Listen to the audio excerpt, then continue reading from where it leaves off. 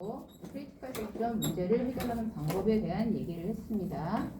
레이스 컨디션이 있는 크리티컬 섹션 코드를 한 번에 한 프로세스만 실행할 수 있도록 뮤추얼리 익스클루시브하게 실행할 수 있도록 하기 위한 두 가지 소프트웨어 어프로치, 베커의 알고리즘과 피터슨의 알고리즘을 봤어요. 그리고 나서 이제 우리가 뮤추얼 익스클루전에 대한 얘기를 좀 더 자세하게 하고 있는데, 다시 한번 정리를 해보면 뮤추얼 익스클루전이라고 하는 거는 크리티컬 섹션 코드를 한 번에 딱 한 프로세스만 실행을 할 수 있도록 하는 겁니다. 가끔씩 이거를 프로그램 전체라고 착각을 하는 경우가 있는데 그렇지가 않고, 프로그램이 굉장히 길어요.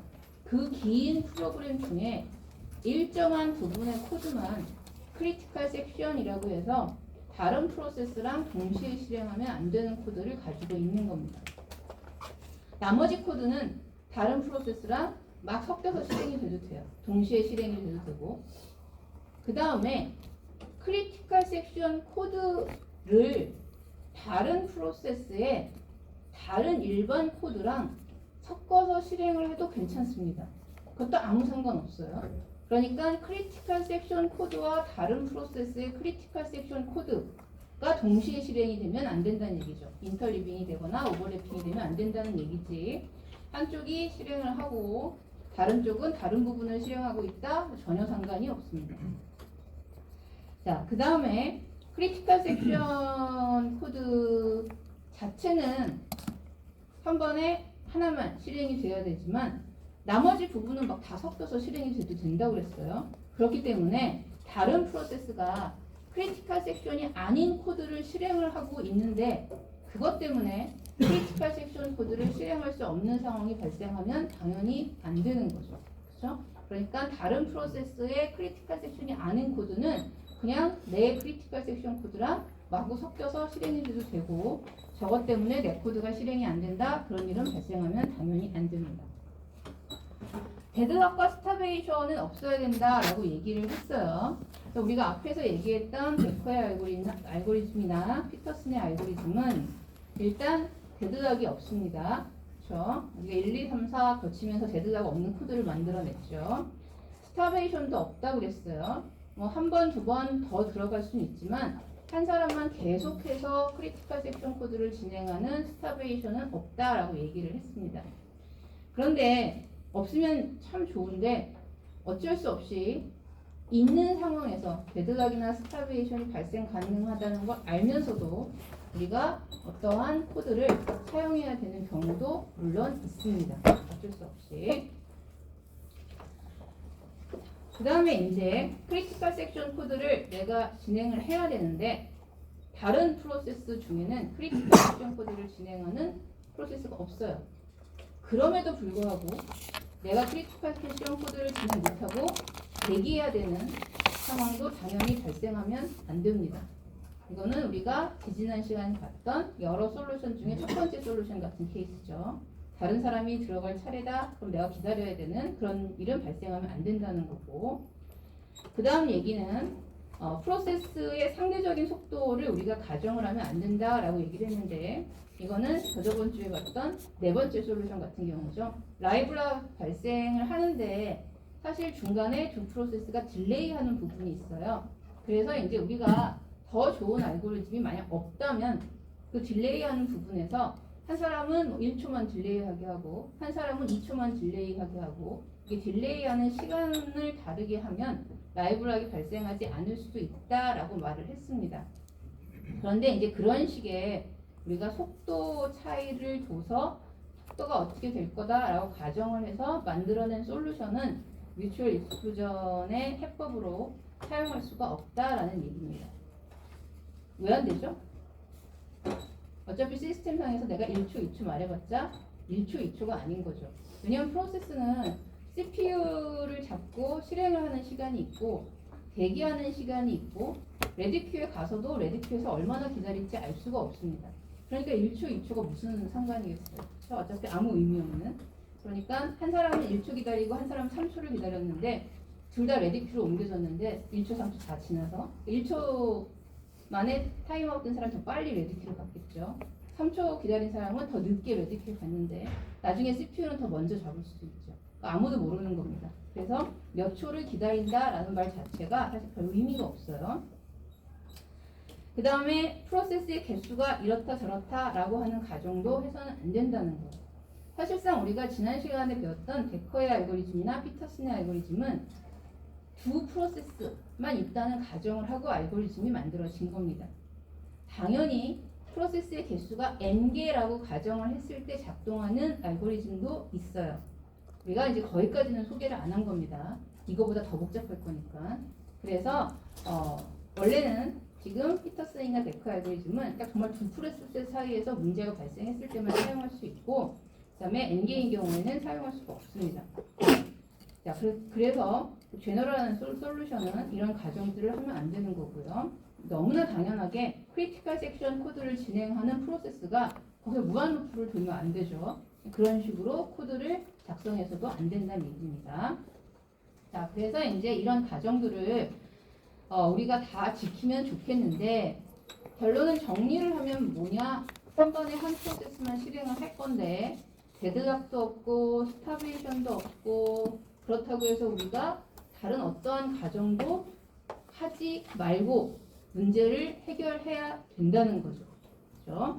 자, 그래서 이제 그렇게 문제를 해결할 수 있는 방법을 우리가 생각을 해봐야 되는데, 일단 소프트웨어적인 어프로치로는 데크 알고리즘과 피터슨의 알고리즘을 봤어요. 얘네들은 뮤추얼 익스클루전 시켜집니다. 데드락도 없었고요. 스타베이션도 없었습니다. 라이블락도 없었고, 그러나 프로세스가 두 개라는 가정을 했죠. 프로세스가 n개인 솔루션도 있어요. 우리가 얘기를 하지 않았지만 이거보다 조금 더 복잡할 겁니다.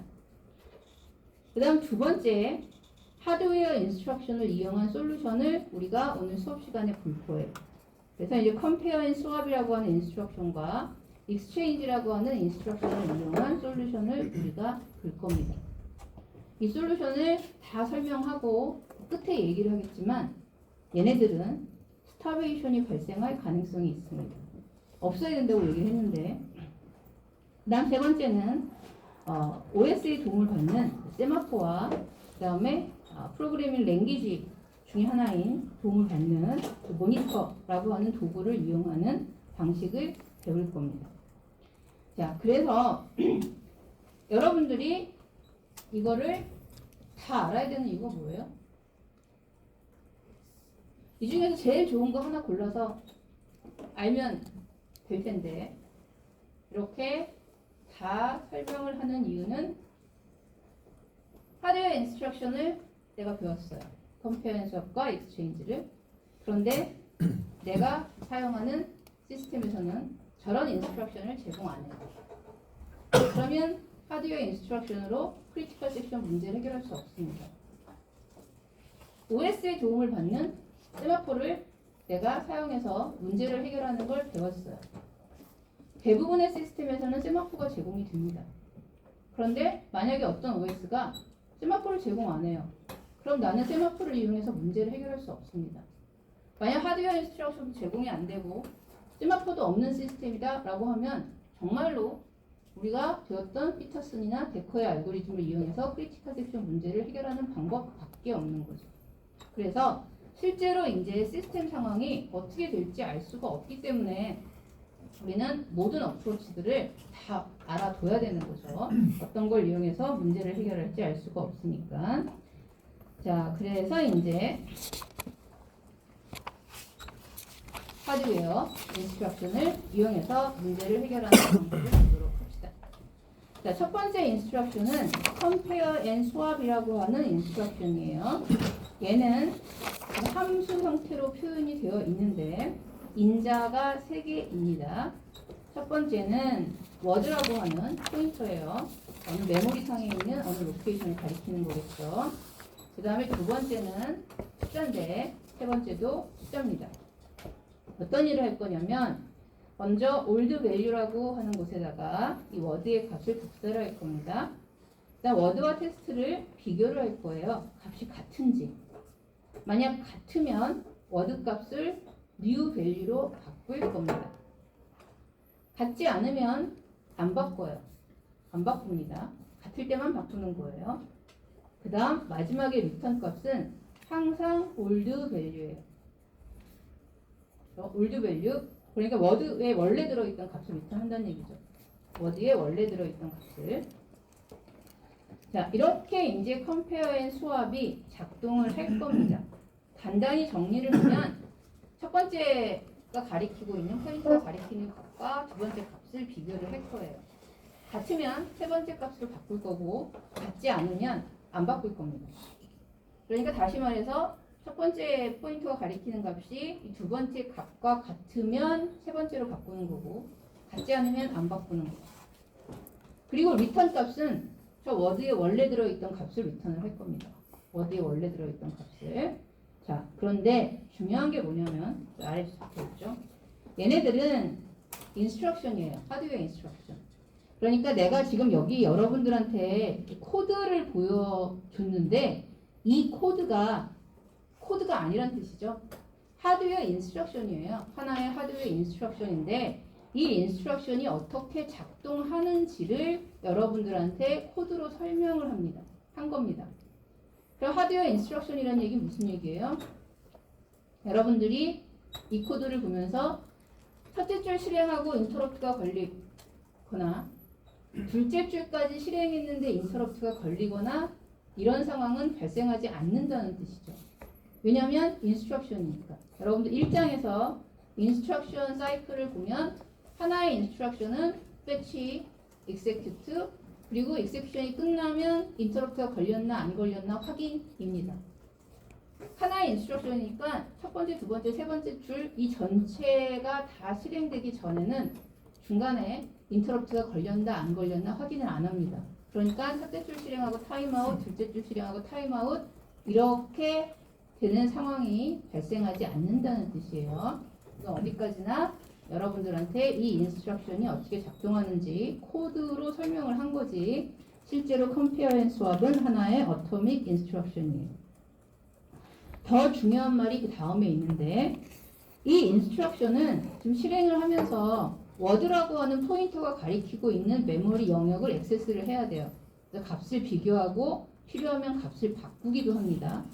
자, 그런데 한 프로세스가 이 인스트럭션을 실행해서 이 워드가 가리키고 있는 그 메모리 값을 액세스하고 있는 동안 다른 프로세스는 컴페어 앤 스왑을 동시에 실행해서 똑같은 위치의 값을 액세스할 수가 없다라고 적혀 있습니다. 이게 굉장히 중요한 얘기예요. 왜냐하면 이게 가능하다는 말은 뭐예요? 한 사람이 메모리 특정 영역을 읽고 있으면 다른 프로세스가 같은 영역을 액세스할 수 없다라고 하는 말은 우리가 앞에서 피터슨이나 데커 알고리즘 얘기할 때 프로세스는 2개, CPU는 하나인 상황에서 얘기를 했었어요. 여기서는 이제부터는 CPU의 개수가 상관이 없다는 얘기죠. 그래서 CPU가 한 10개쯤 있어요. 10개의 CPU에서 프로세스가 또 프로세스 개수 제한도 없습니다. 10개의 프로세스가 10개의 CPU에서 동시에 돌아가고 있다라고 하더라도 이 중에 한 사람이 컴페어 앤 스왑을 실행하고 있는 동안 다른 사람은 컴페어 앤 스왑을 실행할 수 없다는 얘기예요. 너무나 당연하게 CPU가 하나인 시스템에서는 한 사람이 컴페어 앤 스왑을 실행하면 저 다 끝날 때까지 인터럽트가 걸릴 수 없고 타임아웃이 될 수 없으니까 다른 사람이 인터리빙된 형태로 컴페어 앤 스왑을 실행할 수 없다는 얘기죠. 그러니까 이 컴페어 앤 스왑이라고 하는 하드웨어 인스트럭션은 인터리빙도 안 되고 오버래핑도 되지 않는다는 뜻입니다. 자, 그래서 이제 이와 같은 하드웨어 인스트럭션을 가지고 있으면 우리가 어떻게 크리티컬 섹션 문제를 해결을 하느냐?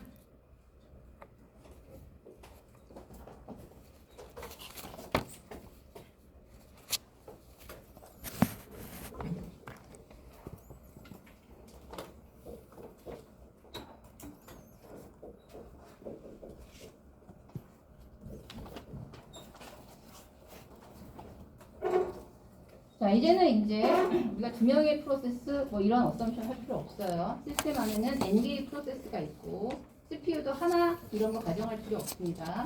얘네들이 뭐 한 CPU에서 인터리빙하는 프로세스일 수도 있고 아니면 여러 CPU에서 동시에 오버래핑된 채로 돌아가는 그런 프로세스들일 수도 있어요. 다 상관없습니다. 자, 중요한 거는 어쨌든 컴피어런스 수업은 한 번에 이제 한 프로세스만 실행 가능한 인스트럭션이라는 거죠. 자, 일단 왼편에 있는 코드를 봅시다. 볼트는 초기 값이 0으로 초기화가 되어 있어요. 그 왼편에 있는 코드의 아래쪽 메인 함수를 먼저 보면 볼트를 0으로 초기화 시켰죠. 그 다음에 1번부터 n번까지 n개의 프로세스를 동시에 실행을 시킵니다. 그리고 그 위에 p라고 하는 함수를 보면 n개의 프로세스가 동시에 이 p라고 하는 함수를 실행을 하는 거예요. 함수는 바깥쪽에 있는 while true라고 하는 문장은 중요한 문장이 아니라고 그랬죠. 그 안에 보면 이제 크리티컬 섹션과 그다음에 난 크리티컬 섹션이 있는데 이거를 번갈아 가면서 실행을 하는 코드라는 뜻입니다. 실제 코드는 크리티컬 섹션 딱 한 번만 실행하고 끝날 수도 있어요. 그죠? 뭐 세 번만 딱 실행할 수도 있고 여기서는 그냥 이걸 반복해서 실행한다고 가정을 한 거예요. 어떤 상황이든 우리가 크리티컬 섹션은 두 사람 이상 동시에 실행할 수 없다는 것만 보여주면 되니까 중요한 거는 안쪽에 있는 while문입니다. 자, 크리티컬 섹션에 진입하기 전에 이제 안쪽에 있는 while문을 실행을 할 거예요. 그러면 여기 있는 n개의 프로세스가 동시에 실행을 해도 이 중에 한 사람만 저 while문을 빠져나오고 다른 사람은 while문을 빠져나올 수가 없어야 되는 거죠. 그래야지 한 번에 한 사람만 크리티컬 섹션을 실행하는 거니까. 자, 그래서 이제 컴페어 앤 수업을 할 건데 볼트의 주소를 주고 볼트 값이 0과 같은지 비교를 할 겁니다. 볼트 값이 0과 같은지. 지금 0과 같죠? 볼트가 0이니까. 예를 들어서 n개의 프로세스 중에서 P2가 제일 먼저 컴페어 앤 수업을 하는데 성공했다라고 합시다. 그러면 볼트가 0이니까 1로 바꿀 겁니다. 그렇죠? 그리고 나서 리턴 값은 원래 볼트의 값인 0의 값이 리턴이 될 거예요. 이 while문은 이 컴페어 수업의 리턴 값이 1일 동안에는 계속 while문을 돌게 되겠죠. 그런데 리턴 값이 0이면 1이 아니니까 while문을 빠져나옵니다. 그래서 이제 P2는 크리티컬 섹션 안에 진입을 할 수가 있어요. 그래서 이제 P2가 크리티컬 섹션 코드를 진행을 합니다. 크리티컬 섹션 코드는 뭐 굉장히 긴 코드일 수도 있다고 그랬어요. 그래서 이제 한참 동안 진행을 하고 있는 사이에 다른 프로세스도 크리티컬 섹션 진입을 하려고 컴페어 수업을 하겠죠. 그런데 지금 볼트의 값이 1입니다. 그러니까 볼트의 값이 0인지 비교를 하면 당연히 0이 아니죠. 0이 아니니까 값도 안 바꿉니다. 바꿔도 1이겠지만 안 바꾸고 그 다음에 리턴 값은 볼트 값이 지금 1이니까 리턴 값이 1일 거예요. 그러면 컴페어 수업의 리턴 값이 1이니까 당연히 while문을 계속 돌 겁니다. 그러면 나머지 프로세스들은 컴페어 수업을 아무리 많이 해도 계속 while문만 돌다가 끝납니다. 자, 그래서 한 번에 한 프로세스만 크리티컬 섹션에 진입하는 것이 가능하다. 그리고 나서 이제 P2가 크리티컬 섹션에 들어가서 자기가 하고 싶은 일을 다 하고 나오면 볼트 값을 다시 0으로 바꿔주는 거죠. 그러면 대기하고 있던 다른 프로세스 중에 누군가가 0으로 바뀌는 순간 CPU를 차지한 사람이 크리티컬 섹션에 진입을 할 수가 있습니다. 자, 그래서 이제 이렇게 간단하게 컴페어 앤 수업을 사용하면 크리티컬 섹션에 한 번에 한 프로세스만 들어가서 진행을 한다라고 우리가 얘기를 할 수가 있어요. 자, 그런데 다음에 나오는 장단점을 먼저 봅시다. 일단 이 방식의 장점은 우리가 CPU의 숫자, 프로세스의 숫자에 어떠한 가정도 할 필요가 없다는 얘기예요. 그러니까 n개의 CPU, n개의 프로세스에 적용이 가능하다는 얘기죠. 그다음에 간단해요. 그렇죠? 지금 보면은 딱 한 줄입니다. 크리티컬 섹션 진입 전에 한 줄. 우리가 피터슨의 알고리즘이나 데커의 알고리즘 사용할 때는 데커는 뭐 어마어마하게 길었고 피터슨의 알고리즘도 최소 3줄은 있었죠. 근데 여기서는 그냥 한 줄로 끝났습니다. 그렇기 때문에 굉장히 간단하고 그러니까 여러분들이 이제 프로그램 작성할 때 오류 발생 가능성이 훨씬 적습니다. 세 번째는 장점이라고 적혀 있는 건데 이제 뭐라고 적혀 있냐면 멀티플 크리티컬 섹션을 서포트할 수 있다라고 되어 있어요. 그래서 이제 지금은 여러분들이 이제 크리티컬 섹션을 얘기하고 있는데 크리티컬 섹션만 진입하면 되죠. 그런데 5장 뒤쪽에 가면 프로듀서 컨슈머 프로그램이나 리더스 라이커스 프로그램처럼 OS가 크리티컬 섹션 문제뿐만 아니라 시스템 설계를 하는 데 있어서 또 해결해야 되는 여러 가지 문제들이 있어요. 너무나 유명해서 문제에 이름이 붙어 있습니다. 프로듀서 컨슈머 프로그램, 리더스 라이커스 프로그램 이렇게. 이 문제들을 해결하려면 크리티컬 섹션처럼 이렇게 while문 하나를 통과해서 들어가는 게 아니라 while문을 여러 개 통과해야 되는 그런 문제들이 있어요. 그래서 이제 while문을 여러 개 통과해야 되는 문제들의 경우에도 코드가 간단하니까 쉽게 적용을 할 수 있다는 뜻이에요. 그러니까 지금 이 코드는 while문 2개를 써도 뭐 전혀 어려운 게 없죠. 근데 만약 데커의 알고리즘을 사용한다고 생각을 해보세요. 그 긴 코드가 2번 나온다는 뜻이죠. 그러다 보면 이제 헷갈리게 되어 있습니다. 자, 그런데 단점이 있습니다, 사실은. 자, 첫 번째 단점은 busy waiting이에요. while문을 계속 돌죠. 한 사람은 들어가서 자기 하고 싶은 일을 하는데 나머지 사람들은 계속 while문을 돌립니다. 그러니까 CPU를 차지해서 실제로 CPU를 차지해서 CPU를 주면 계속 컴페어 앤 수업만 할 거예요. 컴페어 앤 수업만 하다가 타임아웃이 됩니다. 또 컴페어 앤 수업만 하다가 타임아웃이 되고 이런 상황을 우리가 busy waiting이라고 해요. CPU 시간은 굉장히 아까운 건데 그 시간 동안 컴페어 앤 수업만 하다가 끝나는 거죠. 그런데 이 busy waiting은 소프트웨어 어프로치에서도 있었습니다. 그렇죠? 그러니까 그때는 while문을 돌았죠. 거기서도 while문을 돌면서 계속 플래그나 턴값을 확인을 했습니다. 거기도 busy waiting이 있어요. 그러니까 소프트웨어 어프로치를 사용할 때도 그 다음에 하드웨어 인스트럭션을 사용할 때도 양쪽 다 busy waiting이 있다는 뜻입니다. 그런데 더 안 좋은 건 스타베이션 발생 가능성이 있습니다. 스타베이션은 데커의 알고리즘이나 피터슨의 알고리즘에서는 스타베이션이 없다고 그랬어요. 데커의 알고리즘에서는 한 프로세스가 뭐 한 2-3번 더 들어갈 수 있지만 계속 자기 혼자 들어가는 스타베이션은 없다고 그랬습니다.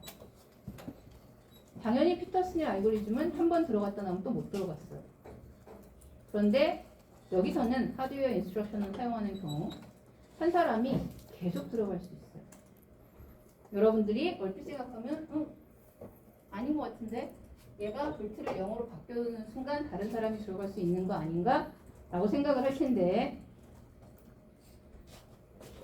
P2가 크리티컬 섹션에 들어갔어요. 크리티컬 섹션이 굉장히 길다라고 합시다. 들어가 있는 동안 타임아웃이 돼요. 크리티컬 섹션이 굉장히 기니까 중간에 타임아웃이 될 수 있죠. 타임아웃이 돼서 다른 프로세스가 CPU를 가져갑니다. 막 실행을 해요. 컴페어 수업을 계속하죠. 그러다가 타임아웃이 됩니다. 또 다른 프로세스가 CPU를 가져가서 컴페어 수업을 계속합니다. 그러다 타임아웃이 돼요. 동시에 실행된다고 하더라도 각자 다른 CPU에서 계속 컴페어 수업하다가 언젠간 타임아웃이 되겠죠. 자, 그 사이에 얘가 다시 CPU를 차지합니다. CPU를 차지하고 재빨리 나머지 크리티컬 섹션 실행하고 볼트를 0으로 만들어 놓습니다. 그 다음에 나머지 코드를 실행하고 다시 while문 시작점으로 갑니다. 그리고 컴페어 수업을 하면 볼트가 0이니까 자기가 방금 0으로 만들어 놨죠. 또 크리티컬 섹션에 진입할 수 있습니다. 그래서 얘는 또 크리티컬 섹션에 진입하고 그 다음에 크리티컬 섹션 코드가 굉장히 길어서 중간쯤 타임아웃이 걸려서 또 멈춥니다. 그럼 그 사이 나머지 프로세스들은 CPU를 차지해도 크리티컬 섹션에 또 못 들어가요.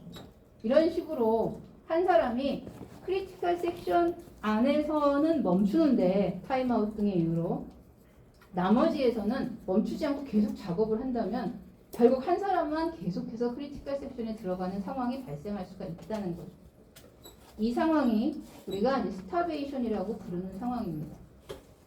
자, 그러면 이제 스타베이션 발생 가능성이 있다라는 거는 결코 좋은 건 아니죠. 비주웨이팅도 문제인데 사실은 이 스타베이션이 더 큰 문제예요. 게다가 이거는 소프트웨어 프로세스는 없었던 거죠. 거기서는 없었는데 여기서는 스타베이션이 발생한 겁니다. 세 번째는 데드락도 발생 가능하다라고 했는데 데드락은 없어요. 그렇죠? 지금 보면은 while문 하나만 돌고 있는데 확인하는 거는 볼트 값이 0인지 아닌지 확인을 하는 겁니다. 그리고 볼트는 초기 값이 0이기 때문에 여러 사람이 동시에 실행을 하려고 했을 때 한 사람은 반드시 크리티컬 섹션에 진입을 할 수가 있어요. 모두 다 못 들어가는 상황은 발생할 수가 없습니다. 그러니까 당연히 데드락은 없어요. 자, 그런데 데드락 발생 가능성이 있다라고 하는 말은 뭐냐면 지금 이 상황에서는 데드락이 없습니다. 근데 아까 멀티플 크리티컬 섹션을 구현할 수 있는데 그럴 때는 이 while문을 2개 통과를 해야 되는 상황을 얘기를 했어요. 그런 상황에서는 우리가 코드를 잘못 작성하면 데드락이 발생할 가능성이 있다는 뜻입니다. 자, 그래서 지금 현재 크리티컬 섹션 상황에서는 데드락 발생 가능성 없고요. 그러나 멀티플 크리티컬 섹션을 구현하는 과정에서 코드를 잘못 작성하면 데드락이 발생할 수도 있다라는 얘기예요. 자, 그래서 이제 이렇게 하드웨어 인스트럭션을 이용해서 뮤추얼 익스클루전을 구현하는 경우 쉽게 말해서 장점은 프로세스 숫자나 CPU 숫자에 제한을 두지 않는다는 거, 코드가 굉장히 간단하다는 거. 단점은 비즈웨이팅이나 스타베이션이 발생할 수 있다는 거.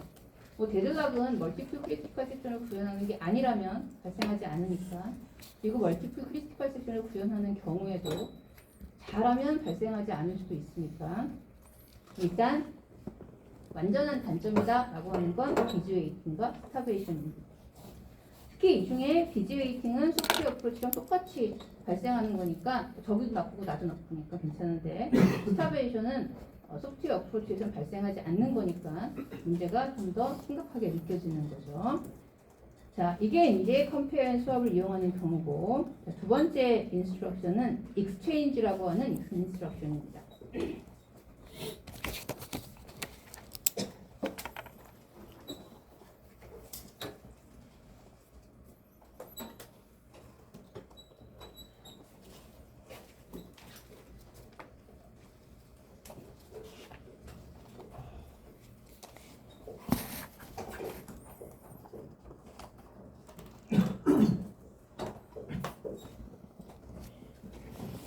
자, exchange 인스트럭션은 굉장히 간단해요. 코드가 포인터 2개를 줄 거예요. 두 포인터가 가리키는 위치에 데이터를 바꾸는 거죠. exchange 하는 겁니다. 메모리 값을 템프로, 레지스터 값을 메모리로, 메모리 레지스터의 템프로 두 값을 서로 바꾸는 거죠. 이 exchange 인스트럭션은 이것도 역시 당연하게 하드웨어 인스트럭션입니다. 어토믹 인스트럭션이기 때문에 당연히 이 인스트럭션을 실행하는 중간에 인터럽트가 걸려서 중단이 되는 일은 발생하지 않습니다. 이것도 하나의 하드웨어 인스트럭션이기 때문에 패치, 익세큐션까지 인터럽트 걸리지 않고 한 번에 처리가 되는 거죠. 그 다음에 역시 이 인스트럭션도 앞에 컴페어 수업과 마찬가지로 여러 CPU에서 여러 프로세스가 동시에 익스체인지를 하려고 할 때 이때 이 익스체인지가 접근하는 메모리의 영역은 우리가 블락을 시켜놔서 동시 접근이 불가능하게 한다라고 되어 있어요. 그 얘기는 무슨 얘기냐면 한 번에 한 프로세스만 익스체인지 명령을 실행할 수가 있다는 얘기예요. 자, 이 익스체인지 인스트럭션을 이용을 해서 크리티컬 섹션을 어떻게 구현하느냐? 오른편 같이 구현을 합니다. 일단 아까하고 똑같이 볼트라고 하는 공유 변수를 가지고 있고요. 0으로 초기화를 시켰습니다. 그런데 아까하고는 다르게 이번에는 키라고 하는 지역 변수를 가지고 있어요. 그러니까 모든 프로세스가 1번부터 n번까지 모든 프로세스가 이 키 값을 1로 초기화를 시켰습니다. 초기화를 시켰어요. 자, 그리고 나서 이제 뭐 할 거냐면 두알문을 사용했는데 이 키값과 볼트값을 바꿀 거예요. 자, 여러 사람이 이제 동시에 키값과 볼트값을 바꾸려고 시도를 하는데 이 중에 제일 먼저 P2가 바꾸는데 성공을 했다라고 합시다. 그러면 두 값이 바뀌어서 볼트가 1이 되고 키가 0이 되겠죠. 그리고 나서 조건이 뭐냐면 키값이 0이 아니면 1이죠. 1이면 계속 두알문을 돌 거예요. 두알문을 돌면서 익스체인지 연산을 실행을 할 겁니다. 그러나 얘는 키값이 0으로 바뀌었죠. 그러니까 두알문을 빠져나올 수 있습니다. 그래서 두알문을 빠져나와서 크리티컬 섹션을 실행할 수가 있는 거죠. 그러면 일단 얘가 이렇게 키값과 볼트값을 바꾸고 나서 크리티컬 섹션 코드를 실행하고 있으면 나머지 프로세스들은 바꾸는데 얘도 1이고 얘도 1이에요. 그렇죠? 1하고 1을 바꾸는 겁니다. 얘도 역시 볼트가 1이면 1하고 1을 바꾸는 거죠. 그럼 바꾸고 나도 키값은 계속 1이니까 0이 아니면 계속 두알을 돌아야 돼요. 그러면 얘는 두알문에서 빠져나오지 못합니다. 그래서 역시 컴페어의 수학과 마찬가지로 여러 프로세스가 동시에 크리티컬 섹션 코드를 실행하려고 할 때 한 번에 딱 한 프로세스만 볼트 값을 자기 키값과 바꾸고 크리티컬 섹션 코드를 실행할 수 있고 나머지 프로세스들은 계속 두알문을 실행을 하는 거죠. 당연히 P2가 혼자서만 크리티컬 섹션에 들어가서 작업을 다 하고 나면 볼트 값을 0으로 바꿔줄 겁니다. 그래서 다른 사람이 들어갈 수 있게 해주는 거죠.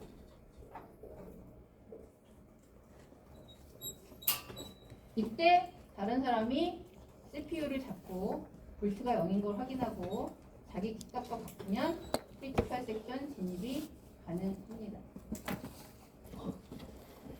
근데 코드가 좀 이상한 게 있죠. 앞에 그림을 보면 뭔가 좀 그림이 이상해 보이는 부분이 있을 겁니다. 그런데 이 코드가 잘못된 건 아니에요. 이 코드는 잘 돌아가요. 왜냐하면 이 코드에서는 크리티컬 섹션 부분과 나머지 난 크리티컬 섹션 부분이 계속 무한대로 반복이 된다고 가정을 했습니다. 계속 반복을 하면서 작업을 할 거예요. 그렇죠? 그러나 만약에 내가 크리티컬 섹션을 딱 한 번만 실행을 한다든지 아니면 크리티컬 섹션을 딱 두 번만 실행한다든지 아니면 다른 형태로 코드 배합을 해놓으면 뭔가 문제가 발생을 할 거예요. 그렇죠?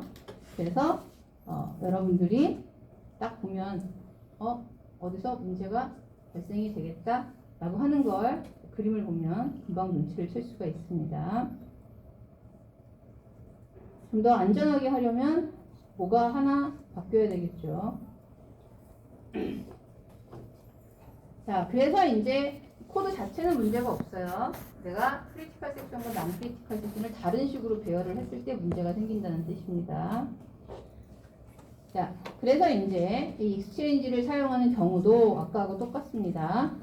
CPU 숫자나 프로세스 숫자 제한 없이 간단하게 사용할 수 있고 멀티플 크리티컬 섹션을 구현할 때도 사용할 수 있고 문제는 비지 웨이팅이 발생할 수 있고 왜냐하면 크리티컬 섹션에 진입하지 못한 프로세스들은 계속 두아이를 하면서 CPU 시간을 쓸 거예요. 비지 웨이팅이고 그 다음에 여기서도 스타베이션이 발생할 가능성이 있습니다.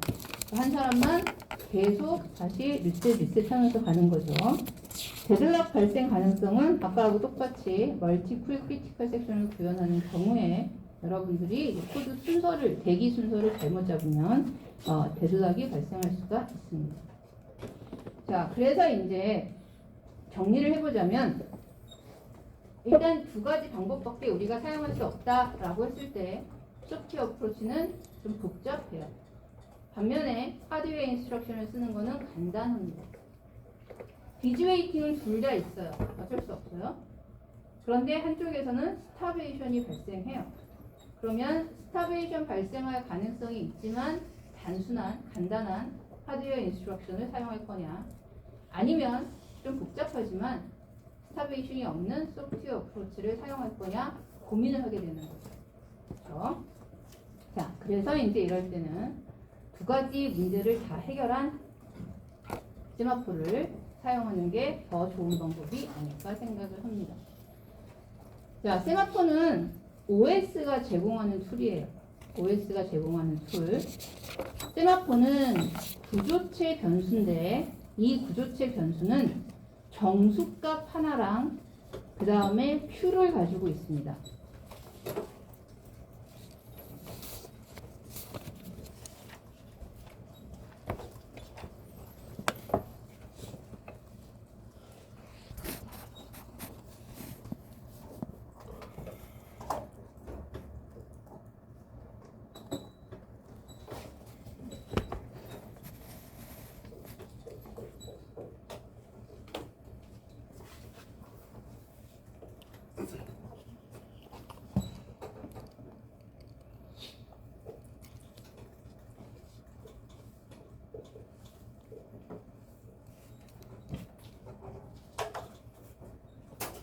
자, 정리를 해보면 뒤에 있는 그림처럼 여기 줄 왼쪽은 여러분들의 프로그램들, 프로세스들 영역입니다. 메모리에 저장되어 있는 프로세스들이 저장되어 있는 공간이고요. 오른쪽 공간은 OS 공간이에요. OS가 관리하는 공간입니다. 세마포 변수 S는 여러분들 프로그램 안에 들어있는 게 아니에요. 프로세스가 관리하는 공간 안에 들어있는 변수가 아니라 OS가 관리하는 OS 영역에 들어있는 변수고요. 어떠한 정수값을 가지고 있고 지금은 3으로 값을 내가 적어놨는데 음수나 양수나 0이나 아무 값이나 가질 수가 있어요. 그리고 Q를 가지고 있습니다. 저 Q는 블락드 Q예요. 프로세스를 블락시키는 Q입니다. 당연히 얘는 OS의 변수니까 여러분들이 더하기 빼기 곱하기 나누기를 할 수가 없어요. 가끔씩 여러분들이 내가 문제를 냈는데 문제를 잘 못 풀겠다 싶으면 S는 S 더하기 1, S 더하기 3, S 곱하기 2 이런 거 하는 사람들 있어요. 안 됩니다. 여러분들 이 공유 영역에 있는 여러분들 프로세스나 공유 메모리에 있는 그런 데이터가 아니에요. 볼트만 해도 공유 메모리에 있는 데이터니까 곱하기 3, 곱하기 4 다 할 수 있습니다. 그러나 S는 안 돼요. 쟤는 OS 영역에 있는 데이터니까 이 데이터에 대해서 할 수 있는 작업은 딱 정해져 있어요. 시스템 콜이라고 우리가 부르는 건데 OS한테 무엇인가를 해달라고 요청하는 게 시스템 콜입니다.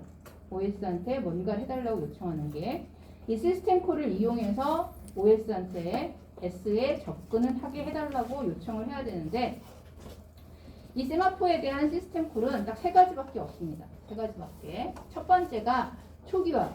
그러니까 S의 값을 뭐뭐로 초기화 시켜달라라고 요청을 할 수가 있어요. 여기서 중요한 거는 음수는 안 돼요. 초기값으로. 그래서 이 세마포 변수의 초기값은 0은 가능합니다. 양수값도 가능해요. 10, 100 이런 거 다 가능하고 0, 1, 2, 3 다 가능한데 마이너스 1, 마이너스 2 이런 거 안 됩니다. 이렇게 얘기를 했는데 또 여러분들이 세마포를 이용해서 뭔가 문제를 해결하라고 하면 급한 마음에 마이너스 1에서 시작하는 학생들이 있어요. 왜냐하면 세마포 변수의 값은 그냥 값이 아니라 정수값은 정수값인데 사실은 어떤 상황을 나타내는 거예요. 어떤 상황을. 그래서 음수값이 나타내는 상황이 있습니다. 초기값을 음수값으로 하면 그 상황이 아닌데 그 값을 갖게 되는 거기 때문에 문제가 생깁니다. 자, 그래서 음수가 아닌 값을 가져야 하고요. 그 다음에 세마포 웨이트 연산을 실행할 수 있습니다. 세마포 웨이트 연산을 시스템 콜이라고 그랬어요. 시스템 콜은 그냥 펑션 콜이라고 생각을 하시면 돼요. OS가 가지고 있는 펑션을 실행해 달라고 요청을 하는 겁니다. 세마포 웨이트는 저 세마포 값을 하나 뺍니다. 지금 3이다. 그런데 세마포 웨이트를 호출하면 하나 빼서 값이 2가 되는 거죠. 그리고 나서 프로세스를 블락을 시킬 수도 있고 블락을 안 시킬 수도 있는데 값이 0보다 큰 값이면 0보다 크거나 같은 값이면 블락을 안 시킵니다. 그런데 값이 0보다 작은 값이면 해당하는 프로세스를 블락을 시킵니다. 그 다음에 세마포 시그널이라고 하는 연산을 할 수가 있는데, 세마포 시그널 연산은 세마포 값을 하나 더하는 연산입니다. 그리고 만약에 더하고 나서 결과값이 0보다 크면 아무것도 안 해요.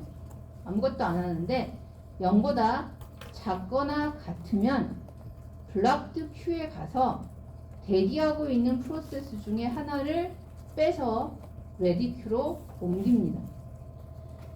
그래서 이제 여러분들이 이 세마포를 큐 입장에서만 보면 세마포 웨이트를 할 때 어떤 상황에서 이 세마포 웨이트를 호출한 프로세스가 블락이 되는 거죠. 블락드 큐에 들어가서 기다려야 됩니다.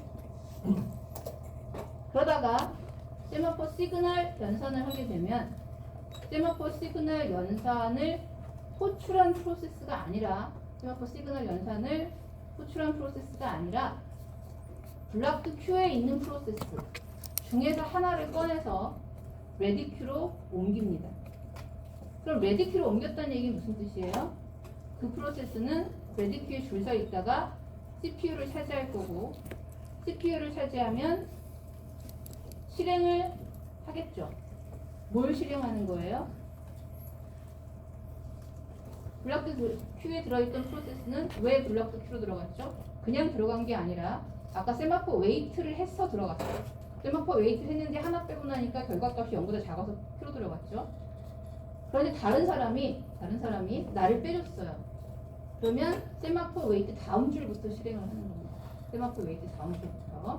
그래서 이제 우리가 세마포 웨이트 연산은 어떤 때는 그냥 통과, 어떤 때는 블락이 되는 연산이고, 세마포 시그널 연산은 어떤 때는 아무것도 안 하고, 어떤 때는 큐에 있는 다른 프로세스를, 블락된 다른 프로세스를 깨워주는 역할을 하는 연산입니다.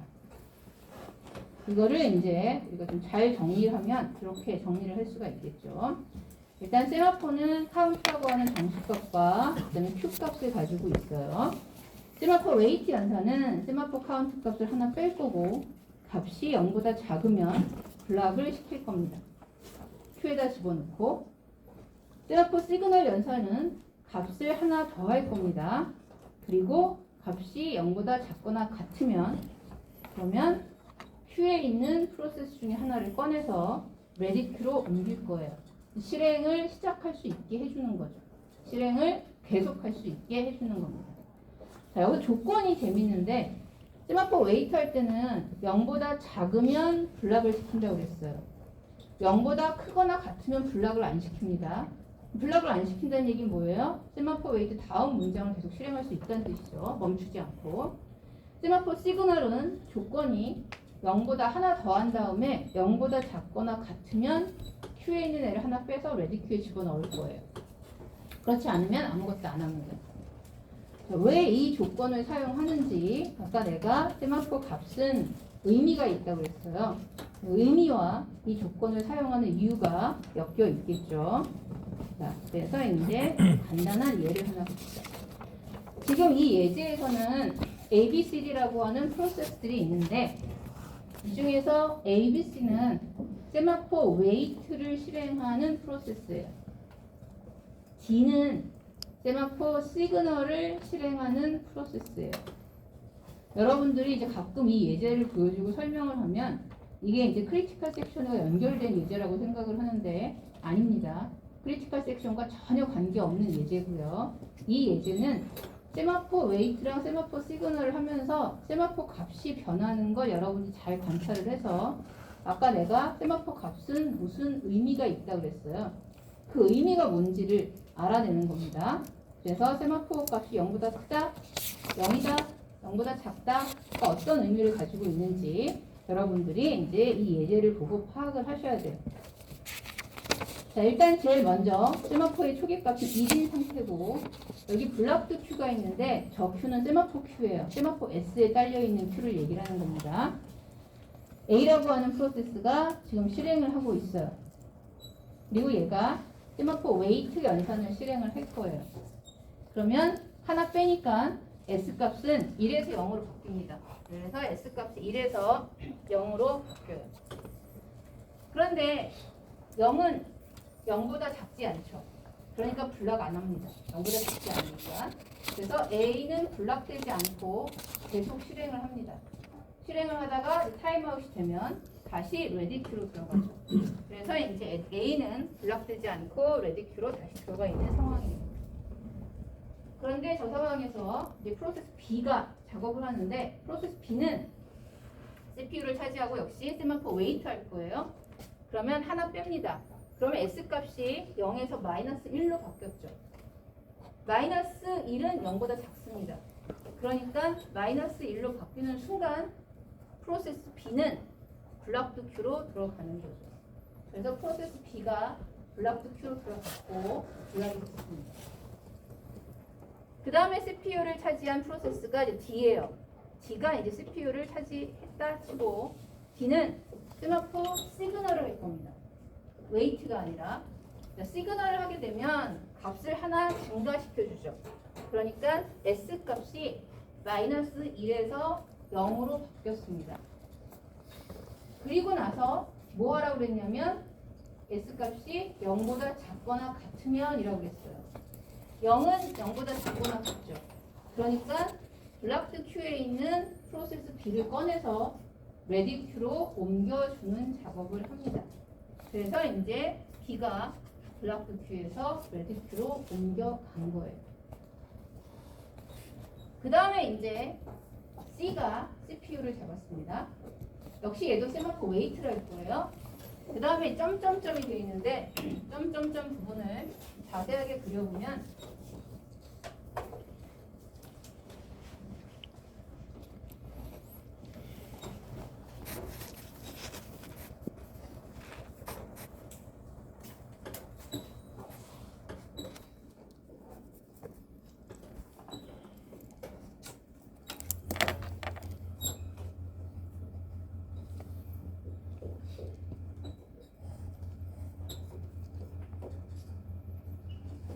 자, 일단 C가 작업하기 전에는 S 값이 0이었고 저 블락드 Q는 지금 비어있는 상태였어요.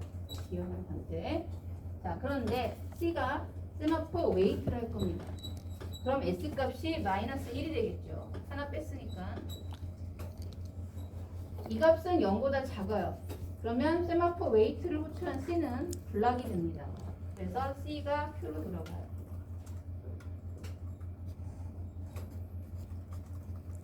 자, 그 다음에는 레디 Q에 보면 다음에 A라고 하는 프로세스가 있죠.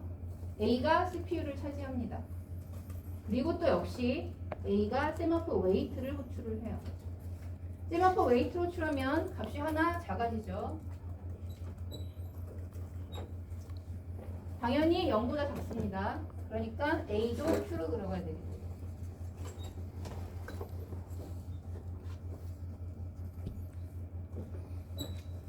그 다음에 레디 Q를 보면 그 다음 프로세스가 B예요. B가 또 세마포 웨이트를 합니다. 그러면 S 값이 하나 작아지죠. 그리고 B도 이렇게 Q에 들어갑니다. 여기까지 상황이 점점점으로 표시가 되어 있는 거예요. 점점점으로. 자, 그리고 이제 만약에 이 상황에서 D가 CPU를 잡습니다. 그런데 D는 세마포 시그널을 할 거라고 했어요.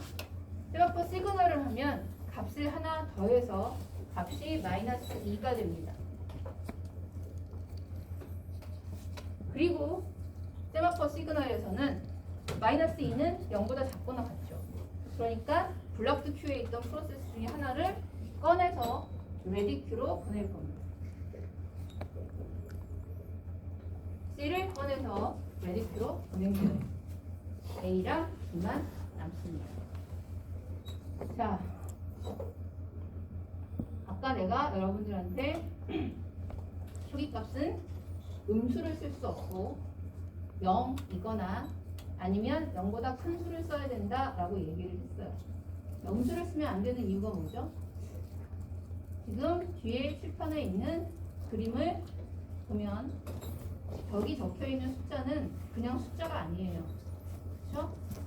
세마포의 값이 마이너스 1이다, 마이너스 2다, 마이너스 3이다, 마이너스 100이다 라고 하는 거는 무슨 의미예요? 블락주 큐에 들어있는 프로세스 숫자입니다. 그러니까 값이 마이너스 1일 때는 절대값 한 명이 큐에 들어있고요. 마이너스 2일 땐 2명, 마이너스 3일 땐 3명, 마이너스 1일 땐 2명. 그래서 세마포의 값이 마이너스 10이다 라고 하면 절대값인 10개의 프로세스가 블락주 큐에 들어있다는 의미예요. 그러니까 아까 우리가 세마포 시그널의 조건을 이렇게 쓴 이유를 알겠죠. 왜냐하면 마이너스 값이면 누군가가 큐에 들어있다는 뜻이에요.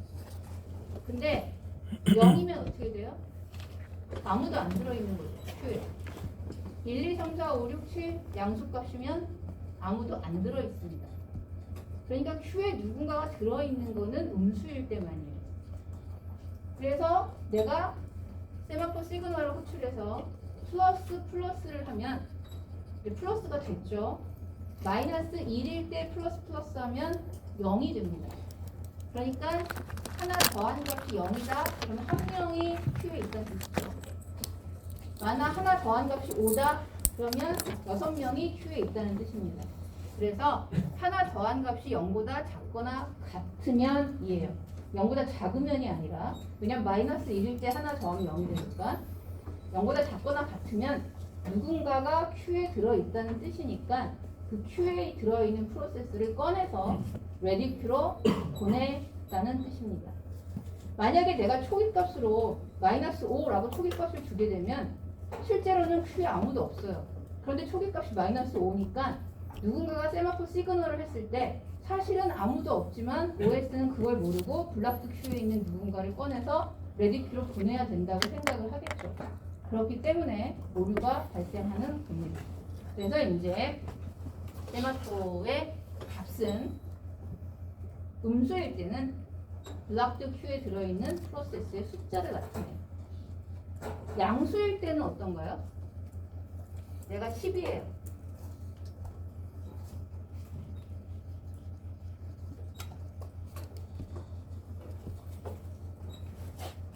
은 너무 크고 3 정도 합시다. 일단 S가 3이라는 얘기는 Q에 아무도 없어요. 그렇죠? 왜냐면 S값이 음수일 때만 블락드 Q에 누가 들어있다는 뜻이니까 0이거나 0보다 크면 Q에 아무도 없다는 뜻입니다.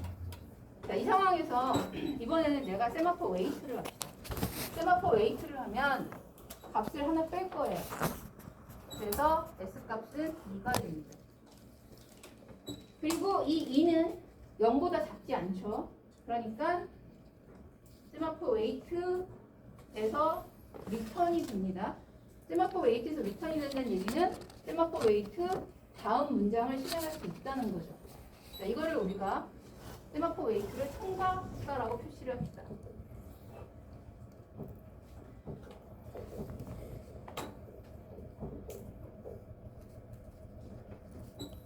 자, 이 상황에서 다시 한번 누군가 다른 사람이 세마포 웨이트를 할 거예요. 그러면 값이 하나 빠집니다. 이 값은 당연히 0보다 작지 않습니다. 그러니까 이 사람도 세마포 웨이트를 통과하고 세마포 웨이트 다음 문장을 실행을 하겠죠. 자, 여기서 다시 한번 또 누가 세마포 웨이트를 했어요. 그럼 얘도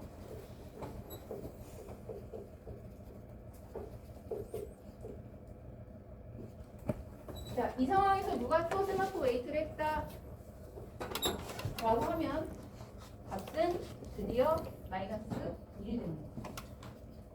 0보다 작으니까 어떻게 해야 돼요? 얘는 블락이 되는 거죠. 통과를 할 수가 없습니다. 자, 그래서 세마포의 값이 0보다 큰 경우에는 이게 무슨 의미냐면 값이 3이다. 그러면 1명, 2명, 3명까지 연속해서 세마포 웨이트를 통과할 수 있다는 뜻이에요. 세마포 웨이트를. 그리고 0이다. 한 0명 통과죠. 통과 못한다는 얘기예요. 처음부터 딱 걸린다는 얘기입니다. 칠 때는 당연히 통과 못합니다. 그래서 세마포 웨이트의 값이 0보다 큰 경우에는 이 세마포 웨이트 문장을 통과할 수 있는 프로세스의 숫자예요. 자, 지금 여기 보이는 이 코드는 여러분들이 건드릴 수 있는 코드예요. 이제 가끔씩 여러분들한테 이제 문제를 동기화 문제를 주면 우리가 크리티컬 섹션 문제뿐만 아니라 뒤쪽에 가면 프로듀서 컨슈머 프로그램이나 리더스 라이트 프로그램처럼 다른 이제 동기화 문제들이 나옵니다. 그럼 여러분들이 이제 급한 마음에 문제를 해결이 잘 안 되니까 쉽게 자꾸 이 코드를 바꿔요. S 카운트 값을 더하기 빼기 막 하는 거죠, 여러분들. 안 되죠. 지금 이 코드는 여러분들 어플리케이션 프로그램 안에서 수정할 수 있는 코드가 아닙니다. 이거 OS 코드예요. OS 코드가 이렇게 주어진 거예요. 여러분들이 할 수 있는 거는 세마포 웨이트, 세마포 시그널이라고 하는 함수 호출만 할 수 있어요. 함수 내용을 바꿀 수는 없습니다. 마찬가지로 가끔 보면은 하드웨어 인스트럭션을 이용하는 문제들을 내면 여기를 바꾸려고 하는 학생들이 있어요. 이 코드를 막 바꿔서 문제를 해결하려고 하는 학생들도 있는데 이건 더더욱 안 됩니다. 이건 코드도 아니고 하드웨어 인스트럭션이에요. 그러니까 여러분들이 할 수 있는 거는 컴페어 앤 수업이나 익스텐지를 사용만 할 수 있어요. 참소 하는 것처럼. 자, 그러면 이제 우리는 어차피 이 코드를 바꿀 수는 없고 여러분들은 이 세마포 웨이트나 세마포 시그널이라고 하는 함수 호출을 이용해서 크리티컬 섹션 문제를 해결을 해야 되는 거죠. 그렇죠? 자, 그래서 이제 어떻게 크리티컬 섹션 문제를 해결했는지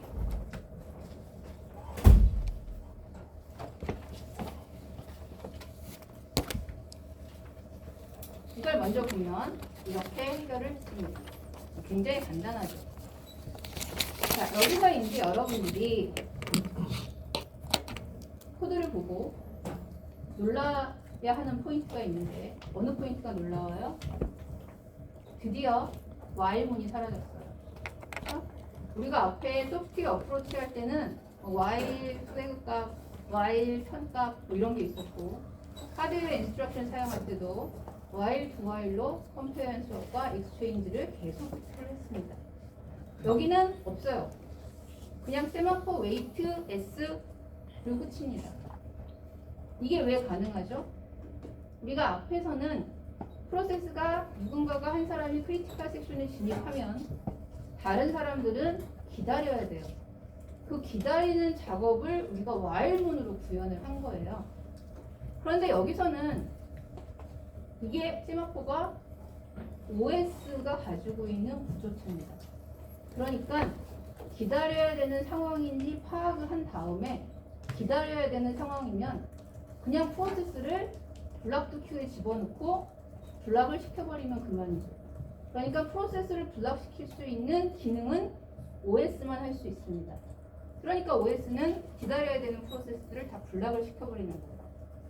그래서 저 세마포 웨이트라고 하는 여기 한 문장이 무슨 뜻이냐면 크리티컬 섹션에 진입 가능한지 OS가 살펴봐요. 진입 가능한지 가능하지 않는지는 세마포 변수값을 보면 압니다. 그리고 나서 만약에 진입 가능하면 그냥 통과시켜요. 아까 저기 세마포 웨이트 통과라는 문장이 있었죠. 그러면 크리티컬 섹션에 진입해서 크리티컬 섹션 코드를 실행하는 겁니다. 그런데 진입 가능하지 않아요.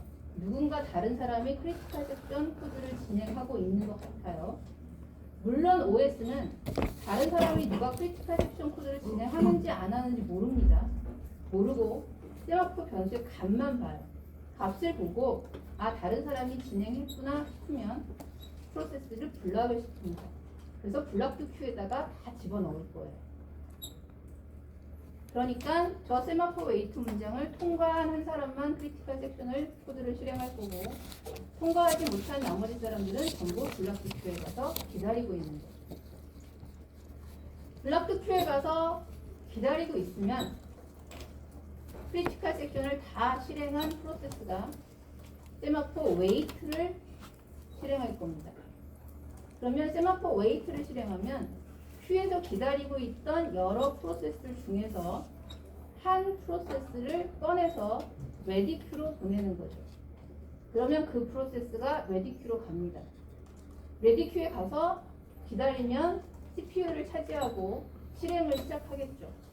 어디부터 실행해요? 그 프로세스는 아까 세마포 웨이트에 있다가 블락이 됐기 때문에 얘가 블락에서 풀려나서 레디가 됐다가 다시 러닝을 하면 세마포 웨이트 다음 문장부터 실행을 합니다. 그러니까 크리티컬 섹션에 진입을 하는 거죠. 그래서 여기 있는 세마포 시그널은 그냥 블락드 큐에서 꺼내서 레디 큐로 옮겨준다는 OS가 하는 작업이고 실제 의미는 크리티컬 섹션 진입을 할 수 있게 해주는 거예요. 그래서 한 프로세스가 크리티컬 섹션을 나오면 아마 여러분들이 앞에서 봤던 소프트웨어 어프로치나 하드웨어 인스트럭션 같은 거 보면 내가 나오면서 내 플래그를 뭐 폴스로 바꿔주고 선 값을 상대 이름으로 해주고 아니면 볼트 값을 0으로 바꿔주고 해서 다음번에 다른 사람이 들어갈 수 있도록 상황을 만들어주는 거죠.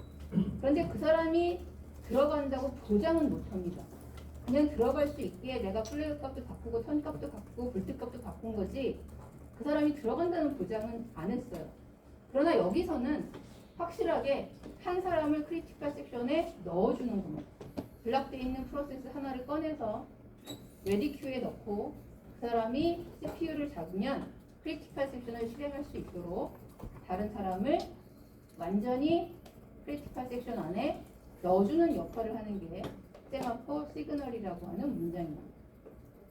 자, 그래서 이제 우리가 앞에서 봤던 것보다 훨씬 간단하게 세마포를 사용하면 문제를 해결을 할 수가 있어요. 단, 이 코드에서 가장 중요한 부분이 뭐예요?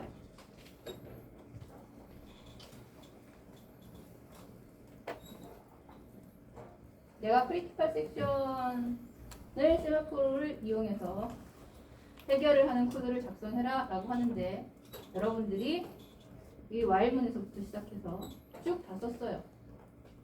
그런데 내가 빵점을 줘요. 그대로 다 썼는데 세마포 웨이트, 크리티컬 섹션, 세마포 시그널 나머지 섹션 다 썼는데 빵점을 주는 경우는 뭘 안 해서 여기서 제일 중요한 건 제일 위에 있는 세마포 S 값을 1로 초기화시키는 문장이에요. 크리티컬 섹션에 누가 들어있는지 들어있지 않은지 하는 걸 OS는 판단할 수가 없어요. OS가 여러분들 한 사람 한 사람의 프로그램이 어떤 코드를 어떻게 실행하는지 알 수가 없습니다. 알 필요도 없고. 그럼 OS는 뭘 근거로 블락을 시킬지 말지 결정을 하냐면 저 S 값을 근거로 블락을 시킬지 말지 결정합니다. S가 0이면 0보다 작으면 그러면 다 블락이죠. 자, 그러면 제일 처음에 S가 1이었어요.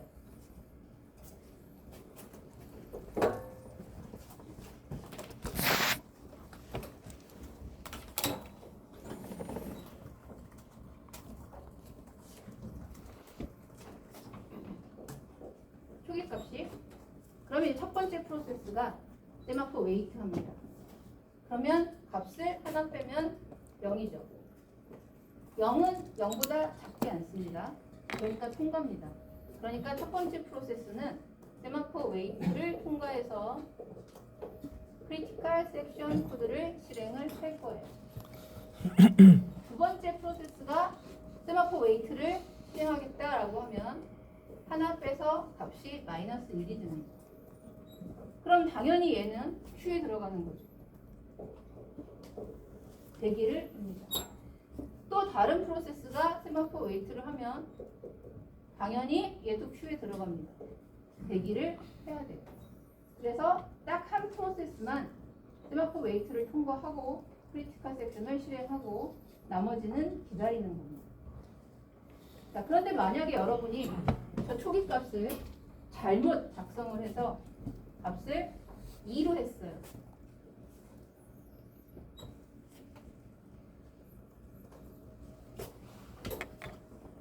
그러면 첫 번째 프로세스는 통과. 크리티컬 섹션 코드를 실행해요.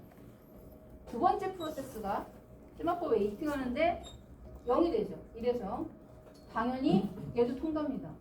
그럼 두 번째 프로세스도 세마포 웨이트를 통과하고 크리티컬 섹션 두 프로세스가 동시에 크리티컬 섹션 코드를 실행하는 거죠.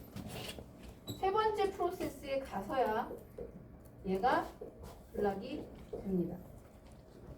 그래서 여기서 제일 중요한 거는 저 S 값이에요.